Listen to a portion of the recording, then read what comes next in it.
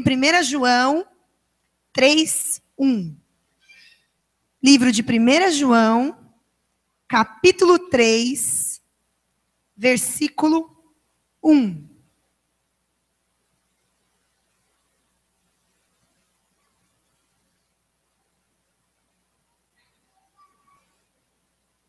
Acharam? Vamos curvar nossas cabeças, vamos orar então antes de assistir o vídeo, ok? Pai, em nome de Jesus, nesse momento, Senhor, diante da Tua presença, eu quero colocar a vida de cada filho que chegou neste lugar. Senhor, eu não conheço as necessidades, eu não conheço os anseios, mas o Senhor é aquele que sonda o coração. Por isso, nesta noite, eu peço que o Senhor fale com essas pessoas que aqui estão, de uma forma sobrenatural. Que o Senhor traga, Senhor, a Tua palavra de cura, de transformação, de restauração e de renovo. Que todos possam sair daqui avivados pelo Teu Santo Espírito e que possa ser um tempo maravilhoso na Tua presença. Quero declarar, Senhor, que nesta noite que nós comemoramos o Dia dos Pais, o Senhor é o nosso Pai Celestial. O Senhor é bem-vindo neste lugar. Nós Te louvamos, Senhor, porque o Senhor nos adotou como filho. Porque o Senhor nos ama e porque o Senhor tem um projeto especial na vida de cada um. Obrigado por este momento, em nome de Jesus. Amém e amém. Pronto? Vamos passar o vídeo, então.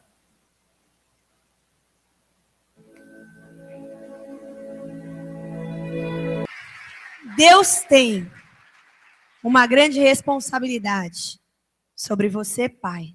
Você tem uma grande responsabilidade para criar, educar e proteger os seus filhos.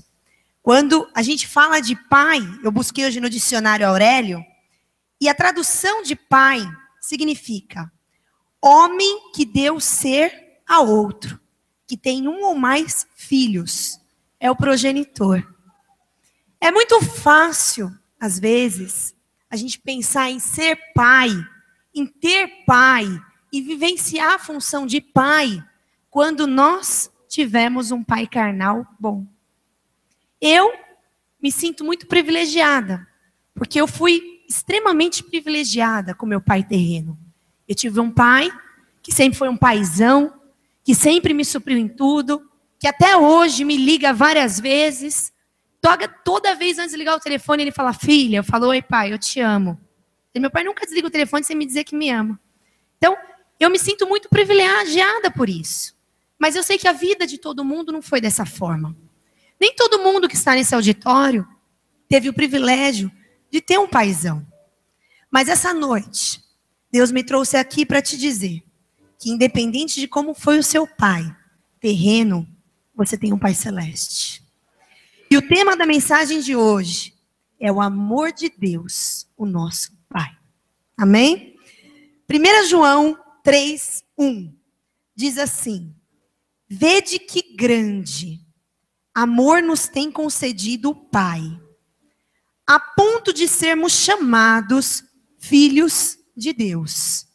E de fato somos filhos de Deus.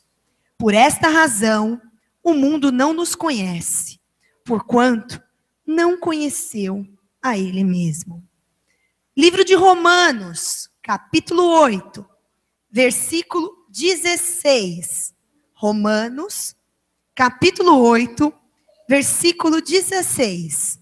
Diz assim: o próprio Espírito testifica com o nosso espírito que somos filhos de Deus. A Bíblia é clara quando ela relata Deus na figura de Pai. Um Pai que é um Pai El Shaddai. Que El Shaddai é esse? Se existe uma tradução para a palavra El Shaddai, significa aquele que amamenta. É engraçado pensar um pai amamentando, porque a gente sempre vê a mãe com o bebê no colo, amamentando. Mas aquela figura de amamentação quer dizer uma figura de superproteção. A mãe está se dando em prol de fazer com que aquela vida obtenha sustento e cresça fortalecida. Por isso que a gente escuta tanto sobre o aleitamento materno. Amamente seu filho até pelo menos 6 meses de idade. Não se escuta isso? Então, A figura de El Shaddai é o pai que alimenta, o pai que cuida, o pai que protege. E Deus é esse pai. Como que a gente consegue ter uma visão de Deus sendo o super pai, se muitas vezes o nosso pai terreno não foi esse super pai? A visão mais fácil para entender que super pai é esse, a figura de Deus, é olhar para Cristo. Cristo é a representação do que Deus foi e é na terra. Através de Jesus, João 14:9, a Bíblia diz assim: disse-lhe Jesus: Felipe, há tanto tempo estou convosco, e não me tens conhecido? Quem vê a mim, vê o Pai. Como dizes tu, mostra-nos o Pai. Um dos discípulos de Jesus virou para Jesus naquele momento e disse: Senhor, mostra-nos o Pai. E Jesus disse: como assim? Olha o tempo que eu estou com você, você não está conhecendo? Quem vê a mim, vê a representação do Pai aqui nessa terra. E Deus, em primeiro lugar, eu gostaria que vocês entendessem que Deus é um Pai amoroso. Deus não está preocupado com o que você pode dar, com o que você tem, com quem você é, aquilo que você fez ou faz. Deus simplesmente te ama, porque Ele é o seu Pai. E esse amor é um amor incondicional. Eu só fui entender o verdadeiro significado do amor incondicional quando eu virei mãe. Quantos aqui têm filhos? Eu costumo dizer que depois que a gente é pai ou mãe, eu não tenho a sensação de ser pai porque eu sou mãe, mas eu imagino que deva ser a mesma sensação. A gente entende o que é o amor incondicional de Deus. Por quê? Não há condição imposta para que você ame o seu filho. Muitas vezes eu via mãe de presidiário na TV, antes de me converter, nas portas dos presídios, e às vezes o rapaz que matou, que foi brutal num sequestro, num assassinato, e eu ficava olhando aquilo e falava: como é que ela tem coragem de ir para a porta de um presídio e chorar? E depois que eu me tornei mãe, eu passei a entender que coragem é essa. Não é coragem, é um amor que não visa a condição. Se o meu filho for bom, eu vou amá-lo. Se o meu filho for ruim, eu vou amá-lo. Nós que temos filhos, às vezes nós nos surpreendemos com as birras deles. É muito comum. Criança pequena principalmente. Dá aquele xerique. Pedrinho olha para mim e fala assim: eu não sou mais seu amigo. 2 minutos depois ele tá: mãe, me dá colo. Eu falo: mas você não era mais meu amigo? Não, mãe, eu xoxi. Não é assim? Então, independente da situação, independente daquilo que ele faça, eu continuo amando. E esse amor é o amor de Deus pelas nossas vidas. Ele não está preocupado em quem você é, mas ele está preocupado em te amar. E ele pode alterar toda e qualquer circunstância na sua vida. Jeremias 31:3 diz assim, vocês não precisam nem ficar abrindo, que eu vou citar muitos versículos, tá? Se vocês quiserem fechar e depois assistir na internet, ou então ir só anotando, são muitos versículos que eu vou citar. Jeremias 31:3. Com amor eterno eu te amei, por isso com benignidade te atraí. Hebreus 13:8 diz assim: Jesus é o mesmo ontem, hoje e eternamente. Então todo o amor demonstrado por Cristo nessa terra continua brotando do coração do Pai. Todo o amor que nós lemos no Evangelho e nós nos impactamos. Outro dia eu vi um psiquiatra que eu particularmente amo, Augusto Cury, e ele disse o seguinte, que o que fez ele se converter foi estudar sobre a biografia de Cristo. Por quê? Porque como psiquiatra, ele estuda as emoções das pessoas. E quando ele foi estudar sobre o grande homem que foi Jesus, ele se deparou com alguém que, mesmo sendo provocado, mesmo sendo tentado, mesmo que qualquer pessoa normal tivesse um piti de chilique, aquele homem respondia com uma inteligência tão grande, que aquilo só poderia ser sobrenatural. E através da leitura do Evangelho, aquele psiquiatra se converteu. Vejam o tamanho e a dimensão desse coração amoroso. Todas as pessoas que procuravam a Cristo, fossem elas ricas, pobres, doentes, necessitadas, eram curadas, eram transformadas, tinha sua história mudada, porque o amor brotava dele. Amém? Segundo ponto importante, Deus é um Pai misericordioso. O que quer dizer isso? Que Ele passa toda e qualquer circunstância adversa com você. Ele te entende. Ele tem misericórdia. Quando nós oramos dizendo, Senhor, tenha misericórdia de tal circunstância. Na verdade, Ele sempre tem misericórdia de nós. Tem um versículo que particularmente, eu sou encantada por ele na Bíblia. Ele é o menor versículo da Bíblia. Ele está em João, capítulo 11, versículo 35, que diz assim, e Jesus chorou. Nessa circunstância, Jesus estava chegando para ressuscitar Lázaro. Lázaro, amigo de Cristo, havia morrido e foi avisado para ele, quando ele ainda estava enfermo. Correram avisar, Jesus, o seu amigo Lázaro está enfermo. E Jesus ainda se demorou naquele lugar por mais 2 dias. Depois ele começou a caminhar em direção onde Lázaro estava. Mas antes de ir para o lugar que Lázaro estava, Jesus disse aos seus discípulos que iria ressuscitar Lázaro. Que Lázaro seria ressurreto. E foi. Chegando naquele lugar, Marta, irmã de Lázaro, se depara aos pés do mestre, dizendo, Senhor, se o Senhor estivesse aqui, o meu irmão não teria morrido. Jesus disse para Marta, mas o seu irmão há de ressurgir. Pela segunda vez, Jesus declara que estava naquele lugar para fazer um milagre de ressurreição. Um milagre tamanho que ninguém, humanamente falando, tem capaz de fazer. Nem médico, nem rico, nem político, nem poderoso. Mas Jesus tem esse poder. E quando Jesus chega naquele lugar, declarando isso para Marta, a Bíblia nos relata que ele se agitou no espírito e Jesus chorou. Por que Jesus chora? É muito estranho pensar nisso. Ele já sabia que ele ia ressuscitar. Ele já tinha feito essa declaração por 2 vezes. Ele tinha plena convicção do que estava prestes a acontecer. É comum quando a gente chega no velório, às vezes você nem conhece direito a família do morto, mas você está lá, está vendo os familiares, a esposa, os filhos chorando em cima daquele caixão, você chora junto. Porque você está comovido, entristecido pela situação adversa. Mas Jesus estava numa posição diferente. Porque ele via que existia uma grande comoção naquele lugar, mas ele tinha certeza que daqui a alguns minutos, aquelas pessoas estariam explodindo de alegria.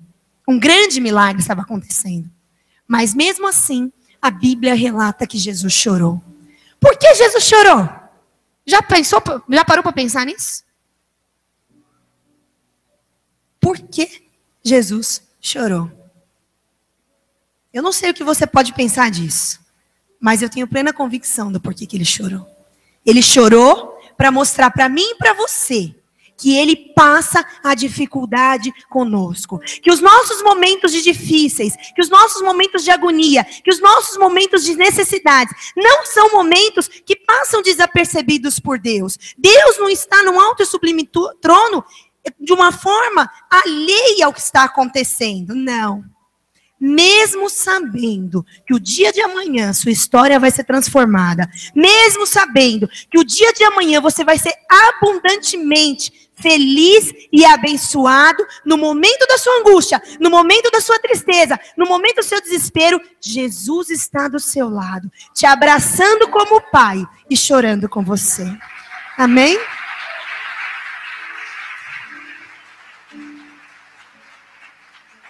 Salmo 103 diz assim, versículo 8. O Senhor é misericordioso e compassivo, longâmine e asaz benigno, não repreende perpetuamente, nem conserva para sempre a sua ira. Não nos trata segundo os nossos pecados, nem nos retribui consoante as nossas iniquidades. Pois, quanto o céu se alteia acima da terra, assim é grande a sua misericórdia para com os que o temem. Quanto dista o Oriente ao Ocidente, assim afasta de nós as nossas transgressões. Como um pai se compadece dos seus filhos, assim o Senhor se compadece dos que o temem. Pois Ele conhece a nossa estrutura e sabe que somos pó. Então Deus se compadece de você. Deus é um Deus misericordioso e de compaixão. Amém? Terceiro ponto. Deus é um pai valorizador. Como assim um pai valorizador? Eu costumo dizer que o que eu mais amo em ser pastora é em ver que toda e qualquer pessoa pode mudar. Sabe aquele ditado? Pau que nasce torto nunca se endireita? Sabe? Já ouviram isso? Ih, pau que nasce torto nunca se endireita. Isso é um ditado do inferno, do diabo. E nós, como cristãos, temos que repreender isso. Eu já vi bandido que virou bênção. Eu já vi pessoas que mataram, que tiveram a sua vida transformada. Eu já vi casamentos destruídos sendo restaurados e vivendo extremamente feliz. Eu já vi pais e filhos que não se davam vivendo bem. E eu já vi pessoas que estavam desenganadas sendo curadas. Para Deus não existe impossível. Para Deus não existe barreira. Deus não paralisa como eu e você mediante as dificuldades. Então Deus é um pai que valoriza e valoriza toda e qualquer circunstância, independente da que você está vivendo. Deus pode mudar a sua história. Deus pode mudar a história de qualquer pessoa. E Deus pode elevar a dignidade de qualquer pessoa, seja ela pior ser humano da face da terra. Ontem eu conversava com uma pessoa, tivemos um tempo muito bom, e ela me contando a respeito da família, da mãe, o quanto a mãe amaldiçoou a própria filha. Eu falei, vamos orar para que Deus envie alguém para conversar com a sua mãe e para que a sua mãe possa se render a Cristo. Porque se ela se render, ela será uma nova pessoa. Ela será transformada. Deus valoriza qualquer circunstância. A mulher samaritana, num determinado momento, ela foi colher água no poço. E lá se deparou com Jesus. E Jesus, no meio de uma conversa, vira para ela e fala assim, vai chamar o seu marido. Aí ela fala assim, eu não tenho marido. Disseste bem. Tiveste 5 e o que você tem agora não é seu. Queridos, pensem o que é uma mulher que já teve 5 maridos e estava agora com amante. Porque o que você tem não é seu. Ou seja, você está com um homem de outra mulher. Aos olhos da sociedade, quem era essa mulher? Uma promíscua. Uma perdida. Alguém desmoralizado. Alguém sem valor. Alguém indiferente perante os olhos da sociedade. Mas Jesus cruzou a história dessa mulher. E a partir daquela conversa, a partir daquele momento, na boca daquele poço, aquela mulher saiu de lá e converteu uma cidade inteira. Nessa noite, eu quero declarar sobre você, que independente de quem você foi, independente de quem você é, independente do seu passado, independente do que você viveu, Deus tem um projeto. Deus te valoriza como filho. Deus vai te levantar no sobrenatural. Deus vai transformar a sua história e vai fazer de você um conquistador de multidões. Você vai conquistar muitas pessoas. Você vai ser exemplo para muita gente. Tem coisas que me emocionam como pastora. E no penúltimo encontro, eu chorei numa sala, eu não posso falar qual, a gente tem no encontro. E lá tem um momento em que, às vezes, as pessoas que estão lá dentro, às vezes escrevem cartas para as pessoas que estão lá dentro. E eu estava no encontro, naquela sala, e de repente chegou uma carta assim, para o meu líder, Wellington. E eu nem lembro quem estava, era você, a Jane. Falou, pastor, olha essa carta. Quando eu vi aquilo, eu despenquei a chorar, porque é muito emocionante você vivenciar isso. Há um ano, esse líder estava com o casamento destruído, perdido na bebida, com uma vida toda torta. E um ano depois, ele estava passando os seus discípulos pelo encontro com Deus e recebendo uma carta que estava escrito, você é meu exemplo. Glória a Deus, Wellington, pela sua vida. Sabe o que é isso? Deus te valoriza. Não sei como você chegou aqui hoje, não. Talvez seja a primeira vez que você pisa nesse lugar. Talvez você até venha aqui com frequência. Mas talvez você esteja com a vida meia torta, circunstâncias que você sabe que está errado, mas você faz. Aquela escapadinha no meio da tarde com a amante para o motel.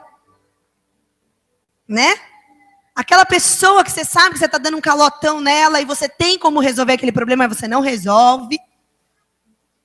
Aquela língua que coça e fala mal dos outros. Aquele dedo apontador, julgador. Eu não sei como você está nesse lugar. Talvez a sua família esteja um inferno. Eu não sei como está a sua casa. Mas eu sei que o meu pai, que é o seu pai, ele te valoriza. Independente do que você está vivendo. E ele pode mudar a sua história. Amém?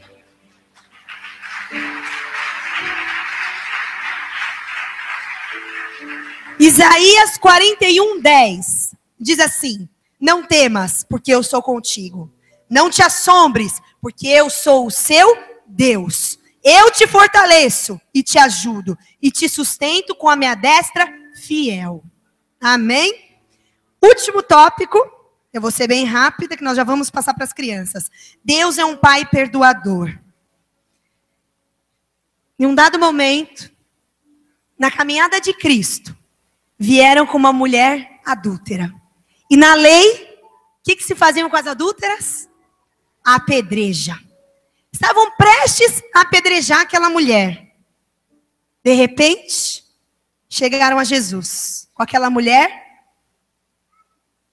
E Jesus, olhando toda aquela cena, todos aqueles acusadores, virou para aquela multidão e disse assim, quem não tem pecado, que atire a primeira pedra. Eles foram abaixando as cabeças, saindo, tipo, se eu atirar, eu estou sendo condenado, porque eu tenho pecado. Todos saíram.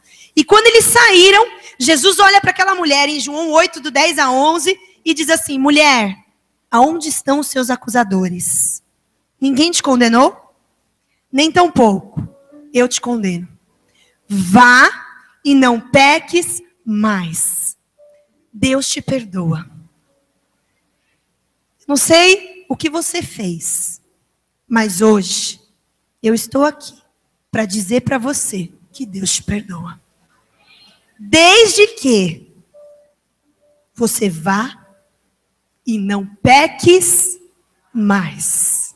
Não adianta pedir perdão de Deus, falar, Senhor, eu vou mudar, Senhor, eu vou mudar, Senhor, eu vou mudar, e continua fazendo. Que essa noite seja uma noite essencial para que você saia daqui entendendo que Deus te perdoa, mas você precisa mudar de atitude. Como um pai perdoador, Ele está pronto a te abraçar. Amém?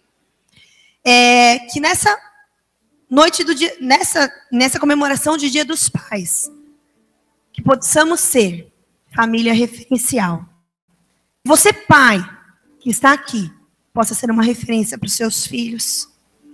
Você que está aqui, que talvez nunca teve essa referência, que essa noite você possa olhar para Cristo e ver nele essa referência. Essa referência de um pai que pode transformar a sua vida, seja lá qual for. Hoje, Aqui nós temos pais biológicos. Nesse auditório nós temos pais adotivos, que foram aqueles que decidiram amar, mesmo não tendo gerado. E nós temos aqui muitos pais espirituais, que são aqueles que não geraram, não educaram, mas cuidam segundo os princípios e a vontade de Deus. Então, que essa noite seja um marco na nossa vida, para que outros pais possam ser encorajados a gerar muitos filhos espirituais através de um caráter santificado. Amém? Se coloque em pé, nós vamos orar. Avisa que pronto. Avisa. Nós vamos orar. E eu gostaria que você curvasse a sua cabeça agora, agradecendo a Deus pelo seu pai biológico, independente dele ter sido bom ou ruim, pelo seu pai adotivo, se você teve, pelo seu pai espiritual, pelo seu líder de célula, pelo seu pastor, pelo seu apóstolo, que cuida de você. E principalmente, que você possa agradecer hoje a Deus, pelo seu Pai Celestial.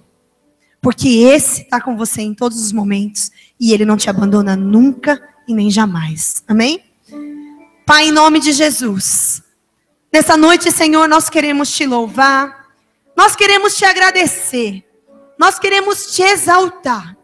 Obrigado, Senhor, porque o Senhor verdadeiramente é o nosso Pai. O Senhor nos ama, o Senhor é protetor, o Senhor é amoroso, o Senhor é misericordioso, o Senhor é perdoador, o Senhor é compassivo. Obrigado, Senhor, porque o Senhor não nos abandona em momento algum. Nesta noite, que os teus filhos que aqui estão, eles possam se sentir abraçados pelo Senhor, protegidos pela tua graça, que eles possam se sentir confortáveis diante da tua presença, sabendo que o Senhor passa com eles todos os momentos difíceis, momentos de angústia, momentos de dificuldades. O Senhor não os abandona. Que essa noite, esse amor do grande El Shaddai seja derramado sobre esses corações. Esse amor de proteger o filho. Que esses filhos que aqui estão, Senhor, possam entender que o Senhor tem muito mais para derramar sobre eles. Muito mais amor, muito mais compreensão. E que no reino espiritual nós possamos receber. Senhor, nós queremos te louvar pela dádiva de ter um pai biológico. Um pai que cuidou de cada um aqui. Que o Senhor abençoe os nossos pais.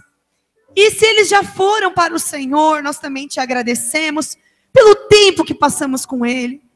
Senhor, obrigado pelos pais que adotaram filhos, que geraram esse amor no sobrenatural. Obrigado, Senhor, pelos líderes que são pais espirituais, que cuidam, que oram, que jejuam, que choram, que se preocupam com esses discípulos. Obrigado, Senhor, por essa geração de pais que o Senhor levanta nesta noite, neste lugar. Senhor, eu peço que o Senhor derrame poder sobre esta igreja. Dê poder sobre a vida de cada um, para que eles formem famílias sacerdotais, para que eles sejam referências aonde eles estiveram. Obrigada também por aquelas mães que exercem função de pai dentro de casa.